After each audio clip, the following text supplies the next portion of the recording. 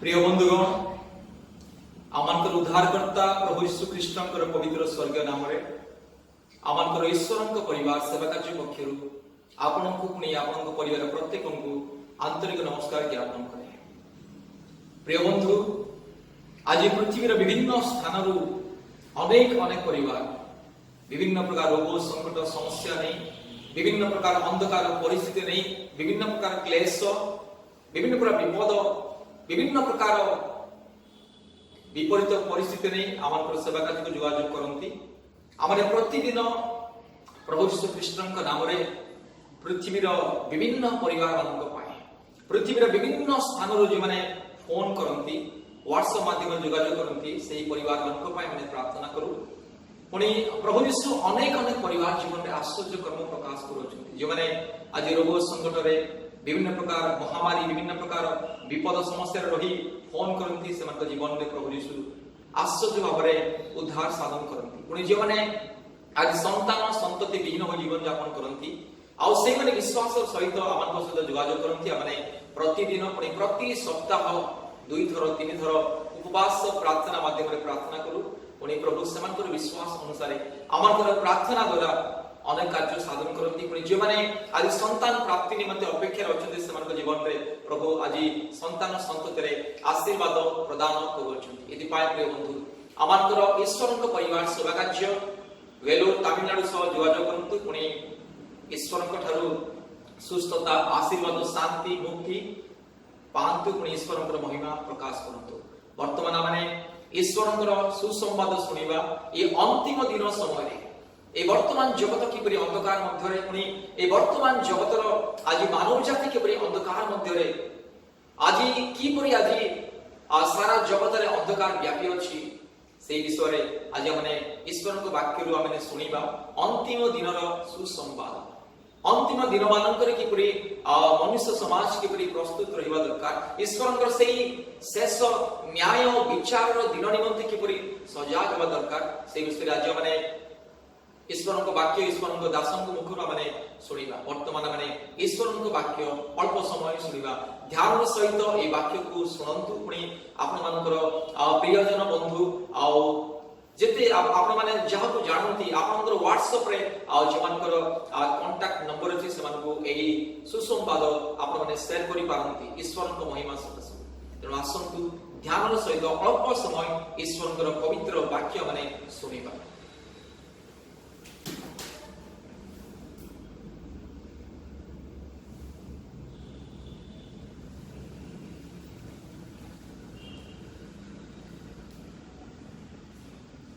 Hallelujah प्रभुंकर आश्चर्य महानाम जुगे जुगे धन्यवाद हो कारण तांकरी अपार अनुग्रह तांकर दया तांकर प्रेम तांकर आशीर्वाद एई जगतर परिस्थिति माध्यम लोक मान सुरक्षा करी पर्यंत आनी तांको सेवा कार्य करिया पई तांकर एई स्तुति आराधना करिया पई बेलरे के बळरे तांकर गौरव करिया पई सुजोग देउथवार मत प्रभुଙ୍କ नाम धन्यवाद देबा संगे संगे जदिबा माने प्रोग्राम माध्यम जहाँ वाक्य प्रचार करा जाउछे जेते लोक प्रिय श्रोता बंधु माने सुनती देखती प्रत्येक को सही मुक्तिदाता त्राणकर्ता प्रभु यीशु बहुमूल्य नाम मोर भक्तिपूर्ण नमस्कार नमस्कार।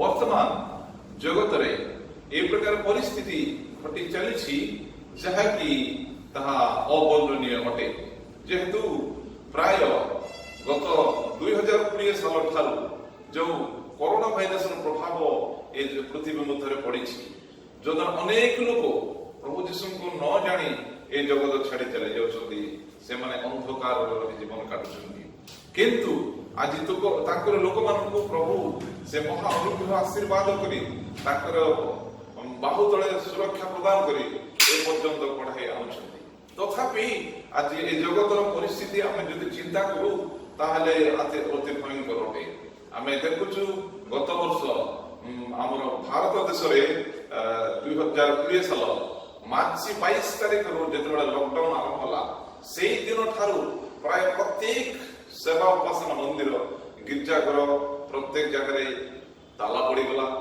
पुणी सेवा कार्य प्रतिबंधक है प्रार्थना सब प्रतिबंधक है କୌଣସି ପ୍ରକାର ତାଙ୍କର ସେବା କାର୍ଯ୍ୟ ହୋଇପାରିଲେ ନାହିଁ। କିନ୍ତୁ ପ୍ରଭୁ ତାଙ୍କ ଲୋକମାନଙ୍କୁ ବିଭିନ୍ନ ସ୍ଥାନ ମାନେ ମାଧ୍ୟମରେ ବ୍ୟବହାର କଲେ, ଯୋଉଦ୍ୱାରା ଅନେକ ଚର୍ଚ୍ଚରେ ତାଲା ବନ୍ଦ ହେଲେ ବି ଅନେକ ସ୍ଥାନରେ ତାଙ୍କର ସେବା କରିବା ପାଇଁ, ତାଙ୍କର ଆରାଧନା କରିବା ପାଇଁ ତାଙ୍କ ଲୋକମାନେ ସୁଯୋଗ ପାଇଲେ। କେହି ତ ବଣ ଜଙ୍ଗଲରେ ଯାଇ ତାଙ୍କର ସେବା ଉପାସନା କଲେ, କେହି ବା ନିଜ ନିଜ ପରିବାର ମଧ୍ୟରେ କଲେ, କେହି କେତେ ପରିବାରକୁ ନେଇ ନିଜ ପରିବାର ମଧ୍ୟରେ ଉପାସନା କରିବାକୁ ପାରିଲେ, ପ୍ରଭୁଙ୍କର ଗୌରବ କରିବାକୁ ପାରିଲେ।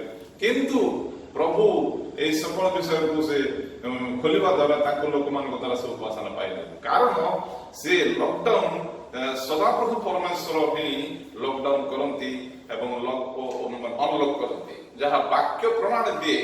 ଯଦି ବା ଆମେ ବାକ୍ୟରୁ ଦେଖିବା ଯେ ସତ୍ୟ ଈଶ୍ୱର ଯାହାଙ୍କର ଅଧିକାର ଅଛି, ଯେ କି ଏ ଜଗତରେ ଲକଡାଉନ କରିପାରନ୍ତି ଏବଂ ସେ ଅନଲକ୍ ମଧ୍ୟ କରିପାରନ୍ତି, ଯେହେତୁ ତାଙ୍କର ସମସ୍ତ ଅଧିକାର ଅଟେ, ତାଙ୍କ ଦ୍ୱାରା ହିଁ ସମସ୍ତ ଅଧିକାର।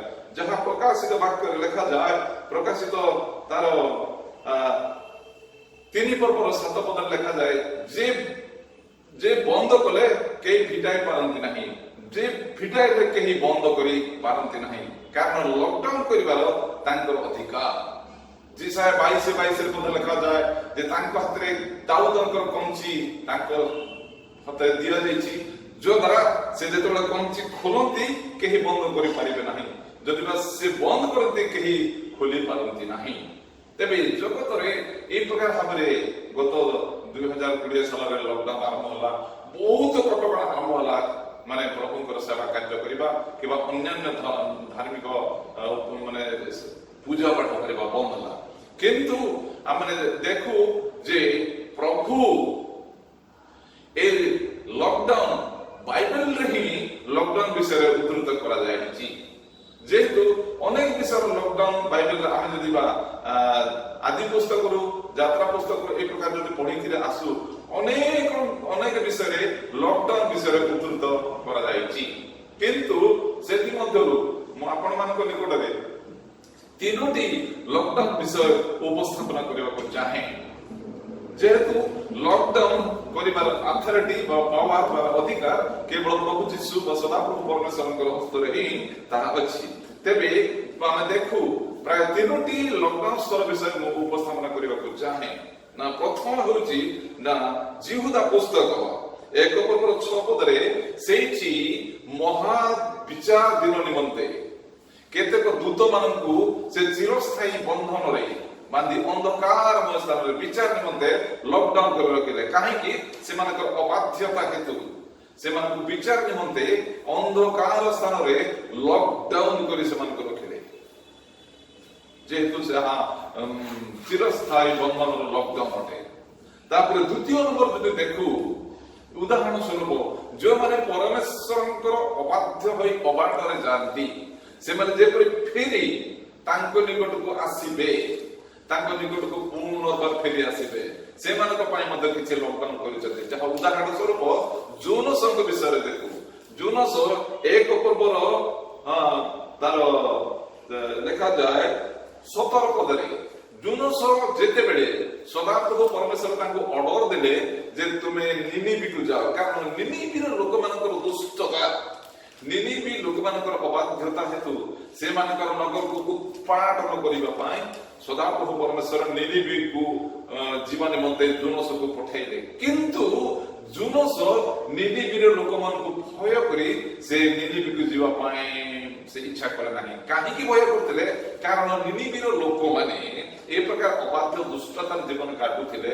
ଯଦି ବା ନିନିବି ଦେଶକୁ ଅନ୍ୟ ଦେଶର ଲୋକ ଯେତେବେଳେ ଜଣେ ଯାଆନ୍ତି, ତାଙ୍କୁ ଧରି ତାଙ୍କୁ ମାରି ତାର ବ୍ରେନ୍ ସେମାନେ ଫ୍ରାଏ କରି ଖାଉଥିଲେ। এই ପ୍ରକାର ଦୁଷ୍ଟତା ସେମାନଙ୍କର ଜୀବନରେ ଦେଖାଯାଉଥିବାରୁ ଜୋନସ ସେଇ ଜାଗାକୁ ଯିବାକୁ ଡରିଲେ, ଯଦ୍ୱାରା ସେ ନିନିବିକୁ ଯିବା ପାଇଁ ସେ ଜାହାଜ ମାନେ ଚଢିକି ଯିବା କଥା, କିନ୍ତୁ ସେ ପରମେଶ୍ୱରଙ୍କର ଆଜ୍ଞା ଆଦେଶକୁ ଅମାନ୍ୟ କରି ସେ ଅନ୍ୟତ୍ର ଜାଗାକୁ ଯିବା ପାଇଁ ସେ ଜାହାଜରେ ଚଢିଗଲେ। ତଥାପି ସଦାପ୍ରଭୁ ପରମେଶ୍ୱର ତାଙ୍କର ଆଦେଶକୁ ସେ ଅବମାନନା କଲେ ମଧ୍ୟ ତାଙ୍କୁ ସେ ଛାଡ଼ିଲେ ନାହିଁ, ଜୋନସଙ୍କୁ ପରିତ୍ୟାଗ କଲେ ନାହିଁ। କାରଣ ଯେଉଁମାନେ ଈଶ୍ୱରଙ୍କ ମନୋନୀତ ଲୋକ, ଯଦି ସେମାନେ ହୁଏତ ଭୁଲ ବଶତଃ ଯଦି ବା ଅବାଟରେ ଯାଆନ୍ତି, ପ୍ରଭୁ ସେମାନଙ୍କୁ ଫେରାଇ ଆଣିବା ପାଇଁ ଗୋଟେ ଲକଡାଉନ ରଖିଥିଲେ। ନା କଣ? ଉଦାହରଣ ସ୍ୱରୂପ ଜୋନାସଙ୍କୁ 3 ଦିନ 3 ରାତ୍ରି କୋଉଠି ଲକଡାଉନ କରି ରଖିଥିଲେ? କାରଣ ମତ୍ସ୍ୟର ଉଦରରେ ତାକୁ 3 ଦିନ ଏବଂ 3 ରାତ୍ରି ଲକଡାଉନ କରି ରଖିଥିଲେ, ଯୋଦ୍ୱାରା ସେ ମତ୍ସ୍ୟର ଉଦରରୁ ସେ ପରମେଶ୍ୱରଙ୍କର ନିକଟରେ ପ୍ରାର୍ଥନା କରେ। ଯଦିବା କୌଣସି ଜୀବ ଯଦିବା ଗୋଟେ ଜୀବକୁ ଯଦି ଗିଳି ଦିଏ ତାହେଲେ ସେ ଜୀବକୁ ସେ ହଜମ କରିଦେଇଥାଏ, କିନ୍ତୁ ପରମେଶ୍ୱରଙ୍କର ଯୋଜନା ବା ପରମେଶ୍ୱରଙ୍କର ପ୍ଲାନ, ଯାହାକି ଗଡ୍ସ ପ୍ଲାନ ବୋଲି କୁହାଯାଏ, ଈଶ୍ୱରଙ୍କର ଯୋଜନା ଏ ପ୍ରକାର ଥିଲା ଯେ ପରମେଶ୍ୱର ସେ ମତ୍ସ୍ୟର ଉଦରରେ ମାନେ ଜୋନାସକୁ ରଖିଲେ, କିନ୍ତୁ ମତ୍ସ୍ୟକୁ ତାକୁ ଜୀର୍ଣ୍ଣ କରିବାକୁ ଶକ୍ତି ଦେଲେ ନାହିଁ, ଯେହେତୁ ସେ ଉଦର ମଧ୍ୟରେ ରହି ସେ ଗଭୀର ସମୁଦ୍ର ଭିତରକୁ ଯାଇ ସେ 3 ଦିନ 3 ରାତ୍ରି ମଧ୍ୟରେ ପ୍ରାର୍ଥନା କଲେ, ଅନୁତାପ କଲେ, ଭୁଲ ସ୍ୱୀକାର କଲେ, ଈଶ୍ୱରଙ୍କ ଠାରୁ ପୁନର୍ବାର ସେ ସମର୍ପିତ ହେଲେ। ତେବେ ଯାଇ ସଦାପ୍ରଭୁ ପରମେଶ୍ୱର ସେ ମତ୍ସ୍ୟର ଉଦର ମାନେ ଲକ୍ ବିଷୟକୁ ଅନଲକ୍ କଲେ, ଯୋଦ୍ୱାରା 3 ଦିନ 3 ରାତ୍ରି ପୂର୍ଣ୍ଣ ହେଲା ପରେ ମତ୍ସ୍ୟ ପୁନର୍ବାର ଆସି ଜୋନାସଙ୍କୁ ଉଦ୍ଧାର କରିଥିଲେ। ତାହା ହେଉଛି ଈଶ୍ୱରଙ୍କର ମନୋନୀତ ଲୋକମାନେ ଯେତେବେଳେ ଅବାଟ ଯାଆନ୍ତି ସେମାନଙ୍କୁ କିଛି ସମୟ ପାଇଁ ଲକଡାଉନ ମାନେ ତାଲା ବନ୍ଦ ତାଙ୍କର এই সকল বিষয়କୁ ପ୍ରତିବନ୍ଧ କରି ରଖିବା ପାଇଁ ଅନୁତାପ କରି ଫେରିବା ପାଇଁ ସେ ଲକଡାଉନ କରନ୍ତି। ଏ ହେଲା ଲକଡାଉନର ଦ୍ୱିତୀୟ ଅଂଶ। ଅବଶ୍ୟ ବାଇବେଲରେ ଅନେକ ଲକଡାଉନ ଅଛି, କିନ୍ତୁ ମୁଁ 3ଟି ଆପଣମାନଙ୍କୁ ଧାରଣା ଦେବାକୁ ଚାହେଁ। ତେବେ ତୃତୀୟ ଲକଡାଉନ କଣ?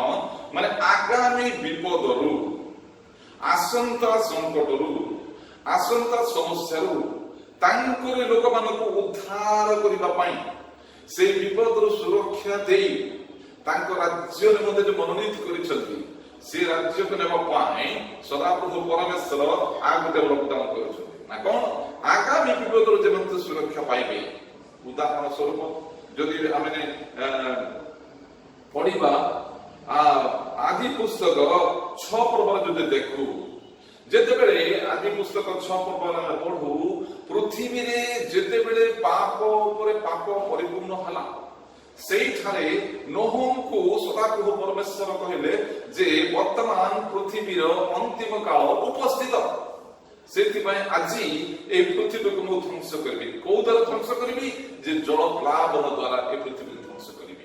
ତେବେ କେମିତି ଧ୍ୱଂସ କଲେ ତମେ କେମିତି ରକ୍ଷା ପାଇବ? ପ୍ରଭୁ ଗୋଟେ ଆଦେଶ ଦେଲେ, ତମେ ରକ୍ଷା ପାଇବା ପାଇଁ, ତମେ ଉଦ୍ଧାର କରିବା, ତମକୁ ଉଦ୍ଧାର କରିବା ପାଇଁ ଗୋଟିଏ ପ୍ଲାନ ବା ଗୋଟେ ଯୋଜନା ତମକୁ କହୁଛି। କଣ? ଯେ ଗୋବର କାଷ୍ଟରେ ଗୋଟେ ଜାହାଜ ତମେ ନିର୍ମାଣ କରିବ। କି ପ୍ରକାର ଭାବରେ କୋଉ ମାନେ ତାର ମାନେ ମ୍ୟାପ ଦେଲେ, ଯୋଉ ମ୍ୟାପ ଦ୍ୱାରା ସେ ଜାହାଜକୁ ସେ ନିର୍ମାଣ କରିପାରିଥିଲେ, ଯୋଦ୍ୱାରା ସେ ଏବଂ କେତେକ ଜୀବଜନ୍ତୁ ସେ ଜାହାଜରେ ଗଲା ପରେ ନୋହ ଏବଂ ତାଙ୍କର ପରିବାର 8 ପ୍ରାଣୀ ଯେତେବେଳେ ଜାହାଜରେ ପ୍ରବେଶ କଲେ, ସେ ଜାହାଜର ଦ୍ୱାରକୁ ନୋହ ଲକ୍ କରିନାହାନ୍ତି। ଜାହାଜର ଦ୍ୱାରକୁ ସଦାପ୍ରଭୁ ପରମେଶ୍ୱର ଲକଡାଉନ କଲେ। ଯେତେବେଳେ ପୃଥିବୀରେ, ମୋର ପ୍ରିୟ ଶ୍ରୋତା ବନ୍ଧୁ, ଯେତେବେଳେ ପୃଥିବୀରେ ପ୍ରଭୁ ଦଣ୍ଡ ଦେବାକୁ ସେଇଦିନ ଚାହିଁଲେ, ସେତେବେଳେ ନୋହଙ୍କ ପରିବାରକୁ ଜାହାଜରେ ପ୍ରବେଶ କଲା ପରେ ସଦାପ୍ରଭୁ ନିଜେ ଆସି ସେ ଜାହାଜର ଦ୍ୱାରକୁ ଲକ୍ କରି ସେମାନଙ୍କୁ ଲକଡାଉନ କରି ସୁରକ୍ଷା ପ୍ରଦାନ କଲେ। କାହିଁକି? ଯେହେତୁ ଆଗାମୀ ବିପଦରୁ ରକ୍ଷା କରିବା ପାଇଁ, ଆଗାମୀ ସମସ୍ୟାରୁ ଉଦ୍ଧାର ପାଇବା ପାଇଁ ସଦାପ୍ରଭୁ ପରମେଶ୍ୱର ତାଙ୍କର ଲୋକମାନଙ୍କୁ ଗୋଟିଏ ଗୋଟିଏ ବିଷୟ ନେଇ ଗୋଟେ ଗୋଟେ ଜାଗାରେ ଲକଡାଉନ କରି ସୁରକ୍ଷା ଦିଅନ୍ତି। ସେହିପରି ସେଦିନ ନୋହଙ୍କ ପରିବାରକୁ ଜାହାଜ ମଧ୍ୟରେ ଯେତେବେଳେ ପ୍ରବେଶ କଲେ, ସଦାପ୍ରଭୁ ପରମେଶ୍ୱର ଆସି ସେ ତାଲା ଦ୍ୱାରକୁ ବନ୍ଦ କଲେ ବୋଲି ଲେଖାଯାଏ। ଯେହେତୁ ସଦାପ୍ରଭୁଙ୍କର ଅଧିକାର ଅଛି ଲକଡାଉନ କରିବା ପାଇଁ, ଅନଲକ୍ କରିବା ପାଇଁ, ଯାହାକି ଆମେ ପ୍ରଥମେ ଦେଖୁଥିଲୁ ଯେ ପ୍ରକାଶିତ 3 ପର୍ବର 7 ପଦରେ କେବଳ ଯେ ତାଲା ବନ୍ଦ କରନ୍ତି ଆଉ ଅନ୍ୟ କେହି ଖୋଲି ପାରନ୍ତି ନାହିଁ, ଯେ ଖୋଲନ୍ତି କେହି ବନ୍ଦ କରିପାରନ୍ତି ନାହିଁ। ଯେହେତୁ ସଦାପ୍ରଭୁ ପରମେଶ୍ୱର ହିଁ ଲକଡାଉନ କରନ୍ତି ଏବଂ ଅନଲକ୍ ମଧ୍ୟ କରନ୍ତି। ସେଇଦିନ ନୋହଙ୍କର ପରିବାରକୁ ସଦାପ୍ରଭୁ ନିଜେ ସେ ଜାହାଜ ଉପରେ ଆସି ତାର ମାନେ ଦ୍ୱାର ବନ୍ଦ କରି ତାଲା ଦେଇଥିଲେ। କାହିଁକି? କାରଣ ଯଦିବା ସଦାପ୍ରଭୁ ପରମେଶ୍ୱର ଯଦିବା ସେ ଲକଡାଉନ ସେ ଯାହା କରିନଥାନ୍ତେ, ତାହେଲେ ନୋହଙ୍କର ପରିବାର, ତାଙ୍କର ପରିଜନ ଯେତେବେଳେ ଜଳ ବର୍ଷା ବଢି ବଢି ଚାଲିଛି ନୋହଙ୍କ ପରିବାର ଆସି ତାଙ୍କୁ ମାନେ ଜାହାଜର ଦ୍ୱାରରେ ଆଘାତ କରି କହିଥାନ୍ତି, ହେ ମନେ କରନ୍ତୁ ମାମୁଁ, ନହେଲେ ହେ ଦାଦା, ହେ କକା, ନହେଲେ ହେ ବଡ ବାପା, ଆମେ ବର୍ତ୍ତମାନ ଏମିତି ପରିସ୍ଥିତିରେ ଅଛୁ, ଆମ ପାଇଁ ଦ୍ୱାର ଖୋଲ। ନା, ଯଦି ବା ନୋହ ସେ ଦ୍ୱାର ବନ୍ଦ କରିଦେଇଥାନ୍ତେ ନିଶ୍ଚୟ ସେ ଖୋଲି ସେମାନଙ୍କୁ ସୁରକ୍ଷା ଦେଇଥାନ୍ତେ। କିନ୍ତୁ ସଦାପ୍ରଭୁଙ୍କର ଯୋଜନା ଏ ପ୍ରକାର ଥିଲା, ଯାହାକି ଜଗତର ଯୋଉ ବ୍ୟକ୍ତି ମାନେ ଆଜି ଈଶ୍ୱରଙ୍କର ବିରୁଦ୍ଧାଚରଣ କରନ୍ତି ସେମାନଙ୍କୁ ଦଣ୍ଡ ଦେବା ନିମନ୍ତେ, ସେମାନଙ୍କୁ ମୃତ୍ୟୁ ଶାସ୍ତି ଦେବା ନିମନ୍ତେ, ଯାହାକି ନୋହଙ୍କୁ କହିଲେ ବର୍ତ୍ତମାନ ପୃଥିବୀର ଅନ୍ତିମ କାଳ ଉପସ୍ଥିତ। ସେଇଥିପାଇଁ ସଦାପ୍ରଭୁ ପରମେଶ୍ୱର ନିଜେ ଲକଡାଉନ କରି ନୋହଙ୍କ ପରିବାର ଆଠ ପ୍ରାଣୀ ସହିତ କେତେ ଜୀବଜନ୍ତୁଙ୍କୁ ସୁରକ୍ଷା କଲେ। ଆଜି ଜଗତରେ ଆମ ସାରା ଜଗତରେ ପ୍ରାୟତଃ 2020 ସାଲରେ ସାରା ପୃଥିବୀରେ ଏ ପ୍ରକାର ଲକଡାଉନ ଘୋଷଣା କରାଗଲା, ଯଦ୍ୱାରା ଅନେକ ଲୋକ, ହଜାର ହଜାର ଲୋକ ମୃତ୍ୟୁବରଣ କଲେ, ହଜାର ହଜାର ଲୋକ କରୋନା ଭାଇରସରେ ନଷ୍ଟ ହେଲେ। କିନ୍ତୁ ସତ୍ୟ ଈଶ୍ୱର, ଜୀବିତ ଈଶ୍ୱର ଏ ସମସ୍ୟାର ଯେ ଉଦ୍ଧାର କରନ୍ତି, ବର୍ତ୍ତମାନର ଏ ସନ୍ନିକଟ ମାନେ ବିପଦର ସମୟ, ଯାହାକି ଈଶ୍ୱରଙ୍କର ଯୀଶୁ ଖ୍ରୀଷ୍ଟଙ୍କର ଦ୍ୱିତୀୟ ଆଗମନର ନିକଟବର୍ତ୍ତୀ ସମୟରେ ଲୋକମାନେ ବୁଝି ପାରୁନାହାନ୍ତି, ଜାଣି ପାରୁନାହାନ୍ତି ଯେ ସତ୍ୟ ଈଶ୍ୱରଙ୍କ ଦ୍ୱାରା ଏଇ ଯୋଉ ଶାସ୍ତି ଦଣ୍ଡ ଘଟିଛି ଏହା ବିବେଚନା କରି ପାରୁନାହାନ୍ତି। ଅନେକ ଲୋକ ନଷ୍ଟ ହେଲେ, ଅନେକ ଲୋକ ମୃତ୍ୟୁବରଣ କଲେ, ଯଦ୍ୱାରା ତାଙ୍କର ମୃତ୍ୟୁ ଶରୀରକୁ ମଧ୍ୟ ମାନେ ସମାଧି ଦେବା ପାଇଁ ତାଙ୍କ ନିଜ ଲୋକମାନେ ମଧ୍ୟ ପାଖକୁ ଯାଇପାରିଲେ ନାହିଁ। କାରଣ ଈଶ୍ୱରଙ୍କର ଦଣ୍ଡ, ଈଶ୍ୱରଙ୍କର ଶାସ୍ତି ଏ ପ୍ରକାର ଜଗତ ମଧ୍ୟକୁ ଆସିଛି। ତେବେ এই ପରିସ୍ଥିତିରେ ତାଙ୍କର ଲୋକମାନଙ୍କୁ ସଚେତନ ହେବାର ଆବଶ୍ୟକ ରହିଛି। କିନ୍ତୁ ମୋର ପ୍ରିୟ ଶ୍ରୋତା ବନ୍ଧୁ, ପ୍ରଭୁଙ୍କର ମହାନାମର ଧନ୍ୟବାଦ ଦଉଛି ଯେ ଯେତେବେଳେ 2020 ସାଲର ମାର୍ଚ୍ଚ 22 ତାରିଖରୁ ଆମମାନଙ୍କର ସେବା ଉପାସନାର ପ୍ରତିବନ୍ଧକ ଘଟିଗଲା, ପ୍ରାୟତଃ ନ୍ୟୁଜରେ ଦେଖୁଥିଲି ଅନେକ ଜାଗାରେ ଜଙ୍ଗଲରେ ରହି ପ୍ରଭୁଙ୍କର ସେବା କାର୍ଯ୍ୟ କରୁଛନ୍ତି। ତଥାପି ଯେତେବେଳେ ଜଙ୍ଗଲରେ ରହି ପ୍ରଭୁଙ୍କ ସେବା କରୁଛନ୍ତି, ସେଇଠାରେ ପୋଲିସ ମଧ୍ୟ ଖବର ପାଇ ସେମାନଙ୍କୁ ଆରେଷ୍ଟ କରିକି ଆଣୁଥିଲେ। ଅନେକ ପରିବାର ମଧ୍ୟରେ ଗୋଟେ ଗୋଟେ ଜାଗାରେ ସେମାନେ ଗୁପ୍ତ ଭାବରେ ସେବା କରୁଥିଲେ, ପୋଲିସ ଯାଇ ସେମାନଙ୍କୁ ଆରେଷ୍ଟ କରି ଆଣୁଥିଲେ। କିନ୍ତୁ ମୁଁ ପ୍ରଭୁଙ୍କୁ ବିଶେଷ ଧନ୍ୟବାଦ ଦିଏ ଯେ ଯେତେବେଳେ 22 ତାରିଖରୁ ଆମର ଉପାସନା ଆମ ଗାଁରେ ଆମ ମନ୍ଦିର ବନ୍ଦ ହେଲା, ସେତେବେଳେ ଆମେ ପ୍ରଭୁଙ୍କ ନାମରେ ପ୍ରାର୍ଥନା କରି ମୋ ଘରେ ବା ମୋ ପରିବାର ମଧ୍ୟରେ ପ୍ରାୟତଃ 10-15 ଫ୍ୟାମିଲିକୁ ନେଇ ଆମେ ଶୁକ୍ରବାର ଦିନ ଫାଷ୍ଟିଂ ପ୍ରେୟର ଏବଂ ରବିବାର ଦିନ ତାଙ୍କର ଉପାସନା କରିବାକୁ ସୁଯୋଗ ପାଇଲେ।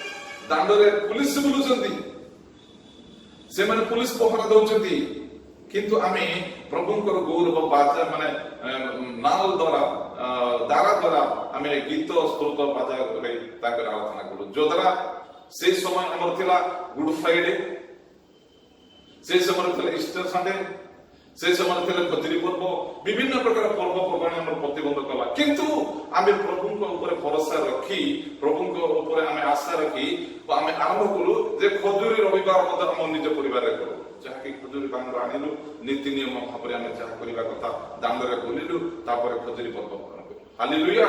ତାପରେ ପରେ ଆମେ ଗୁଡ ଫ୍ରାଇଡେ, ଯାହାକି ଉତ୍ତମ ଶୁଭ ଶୁକ୍ରବାର, ଯାହାକି ପ୍ରଭୁ ଯୀଶୁ ଖ୍ରୀଷ୍ଟ ଆମ ମାନଙ୍କ ପାଇଁ ସେଇ ଦିନ ନିମନ୍ତେ ଆମର ପାପର ପ୍ରାୟଶ୍ଚିତ୍ତ କାର୍ଯ୍ୟ ସାଧନ କରିବା ନିମନ୍ତେ 2021 ବର୍ଷ ପୂର୍ବେ ସେ କୃଷାର୍ପିତ ହୋଇ ଆପଣାର ପବିତ୍ର ବହୁମୂଲ୍ୟ ଶରୀରରୁ ରକ୍ତ ଦେଇଥିଲେ, ଆପଣାର ଶରୀରକୁ କ୍ଷତ ବିକ୍ଷତ କରି ସେମାନଙ୍କୁ ପରିତ୍ରାଣ ଦେବା ପାଇଁ ସେ କୃଷାର୍ପିତ ହୋଇଥିଲେ।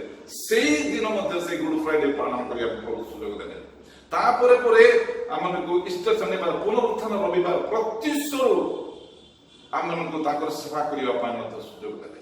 ତାପରେ ପରେ ଆମେ ଯାହାକି ପେଣ୍ଟିକଷ୍ଟ ପର୍ବ ମଧ୍ୟ ପାଳନ କରିବାକୁ ଆମ ପରିବାର ମଧ୍ୟରେ ସୁଯୋଗ ଦେଲେ। এই ପ୍ରକାର ଭାବରେ 9 ମାସ କାଳ ମୋ ପରିବାର ମଧ୍ୟରେ ପ୍ରାୟ 10-15 ପରିବାର ଜମା ହେଇ ଆମେ ତାଙ୍କୁ ଉପାସନା କରିବାକୁ ପାଇଲୁ। ହାଲେଲୁୟା। କାରଣ এই সমস্ত দয়া, এই সমস্ত আশীর্বাদ, এই সমস্ত অনুগ্রহ ତାଙ୍କ ଠାରୁ ଆସେ। ସେ କେବେ ହେଲେ ଯେଉଁମାନେ ତାଙ୍କର ନିକଟବର୍ତ୍ତୀ ହୁଅନ୍ତି, ତାଙ୍କର ଶରଣ ନିଅନ୍ତି, ସେ କେବେ ହେଲେ ଏ ଲକଡାଉନ ମଧ୍ୟରେ ନିରାଶ କିମ୍ବା ହତାଶ ହେବାକୁ ଦିଅନ୍ତି ନାହିଁ। ଯେହେତୁ ସଦାପ୍ରଭୁ ପରମେଶ୍ୱର ସେ ନିଜେ ଲକଡାଉନ ଅନଲାଇନ କଲେ ମଧ୍ୟ ତାଙ୍କର ଲୋକମାନଙ୍କ ପାଇଁ ସେ ଗୋଟେ ରାସ୍ତା ଖୋଲିକି ରଖନ୍ତି। ହାଲେଲୁୟା। କାରଣ ତାହା ମୋ ଜୀବନରେ ମୁଁ ଅନୁଭବ କରି ତାହା ମୁଁ କି ପ୍ରକାର ଭାବରେ ବର୍ଣ୍ଣନା କରିବି ମୁଁ ଜାଣିପାରୁ ନାହିଁ ମୋର ଜ୍ଞାନର ବାହାରେ। କାରଣ ଲକଡାଉନ ଏବଂ ଅନଲକ୍ କେବଳ ତାଙ୍କର ଅଧିକାର ଅଟେ। ଆମୋସ ପୁସ୍ତକରେ ମଧ୍ୟ ଲେଖାଯାଏ ଯେ ସଦାପ୍ରଭୁ ଜଗତରେ କୌଣସି ବିଷୟ ଯାହା ଘଟାନ୍ତି ସଦାପ୍ରଭୁ ହିଁ ଏ ଜଗତରେ ଘଟାନ୍ତି, ତାଙ୍କ ବିନା କୌଣସି ଘଟଣା ଘଟେ ନାହିଁ, ଯାହାକି ଆମୋସ ପୁସ୍ତକରେ ଲେଖାଯାଏ। এই প্রকার সদাপ্রভু পরমেশ্বর আজি সে লকডাউন মধ্যে মধ্যে আজি পর্যন্ত তাঙ্কর লোকমানଙ୍କୁ ତାଙ୍କର ସେବା ଉପାସନା କରିବା ପାଇଁ ସୁଯୋଗ ଦେଇ ଆସୁଛନ୍ତି। ବର୍ତ୍ତମାନ 2021 ସାଲ ମଧ୍ୟରେ କିଛି ସମୟ ପାଇଁ ଲକଡାଉନ ଘୋଷଣା କରାଗଲା, କିଛି ସମୟ ପାଇଁ ତାଙ୍କର ସେବା ଉପାସନା ପ୍ରତିବନ୍ଧକ କରାଗଲା, କିନ୍ତୁ ଆମେ ମୋର ପରିବାର ପ୍ରଭୁଙ୍କ ଦୟାରୁ ମୋର ପରିବାର ମଧ୍ୟରେ ଆମର କେତୋଟି ପରିବାର ମିଶି ଆମେ ତାଙ୍କର ସେବା ଉପାସନା କଲୁ। ବର୍ତ୍ତମାନ କିଛି ମାନେ ଲକଡାଉନ କୋହଳ ହେଲା, ଯାହାକି ବର୍ତ୍ତମାନ ଉପାସନା ମାନଙ୍କରେ ତାଙ୍କର ସେବା ଚାଲୁ ରହିଛି।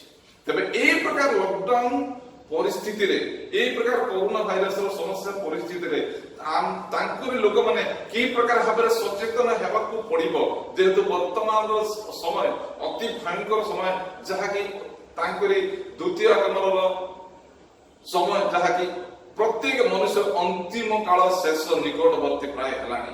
ଆମେ ଦେଖୁଛୁ ନ୍ୟୁଜରେ ଶୁଣୁଛୁ ଯେ ଅନେକ ଜାଗାରେ ଯୁବକ ଭାଇମାନେ ସେମାନେ ହଠାତ୍ ହଠାତ୍ ମୃତ୍ୟୁବରଣ କରୁଛନ୍ତି। କାରଣ ଆଜି ଏଇ ମୁହୂର୍ତ୍ତରେ ଅଳ୍ପ ସମୟ ପରେ ମୋର ପରିସ୍ଥିତି ବା ଆପଣମାନଙ୍କର ପରିସ୍ଥିତି କଣ ହବ ଆମେ ତାହା ଚିନ୍ତା କରିପାରୁନାହୁଁ। ଯେହେତୁ ଜଗତରେ ରହି ସ୍ୱେଚ୍ଛାଚାରିତା ଭାବରେ ସେ ଲକଡାଉନ ହଉ କି ଯାହା କରୋନା ଭାଇରସ ଲୋକ ମରନ୍ତୁ, ଯାହା କି ହୁଅନ୍ତୁ, କେହି ହେଲେ ପ୍ରଭୁଙ୍କର ଶରଣାଗତ ହେଇପାରୁନାହାନ୍ତି। ଯେହେତୁ ଶୟତାନ ଏ ପ୍ରକାର ଭାବରେ ଲୋକଙ୍କର ମନକୁ ବର୍ତ୍ତମାନ ପରିସ୍ଥିତିରେ କିଣି ନେଇଛି, ଯାହା ନିଜେ ମନୁଷ୍ୟ ମଧ୍ୟ ବିବେଚନା ବା ଧ୍ୟାନ ବା ଚିନ୍ତା କରିପାରୁନାହିଁ, କାରଣ ପ୍ରଭୁଙ୍କର ନିକଟବର୍ତ୍ତୀ ହେଇପାରୁନାହାନ୍ତି। ଖାଲି ଜଗତର ମୋହମାୟା ଯାହା ଘଟିଲେ ଘଟି ଯାଉ ପଛକେ ଆମେ ଖାଇବୁ, ଭଲ ପିଇବୁ, ଘର ତୋଳିବୁ, ଏସବୁ କରିବୁ, ମୌଜ ମଜଲିସ ରହିବୁ ନା। ଆଜି ବର୍ତ୍ତମାନର ସମୟ ଆଜି ଅଛି, ଅଳ୍ପ ସମୟ ମଧ୍ୟରେ ପରିସ୍ଥିତି କଣ ହବ ତାହା ମନୁଷ୍ୟ ବିବେଚନା କରିପାରୁନାହିଁ। ଦିନେକର ଘଟଣା, ଗୋଟିଏ ସର୍ପ ଗୋଟେ ଏଣ୍ଡୁଅକୁ ଧରିଛି, ସେ ଏଣ୍ଡୁଅକୁ ଗିଳୁଛି, ସେ ଏଣ୍ଡୁଅ ଗୋଟେ ଝିଣ୍ଟିକାକୁ ସେ ପାଟିରେ ଧରିଛି। ସର୍ପର ମୁହଁରେ ଏଣ୍ଡୁଅ ଲାଗିଛି, ଏଣ୍ଡୁଅର ମୁହଁରେ ଗୋଟେ ଝିଣ୍ଟିକା ଲାଗିଛି, କାରଣ ଏଣ୍ଡୁଅ ଭାବି ପାରୁନାହିଁ ଯେ ମୁଁ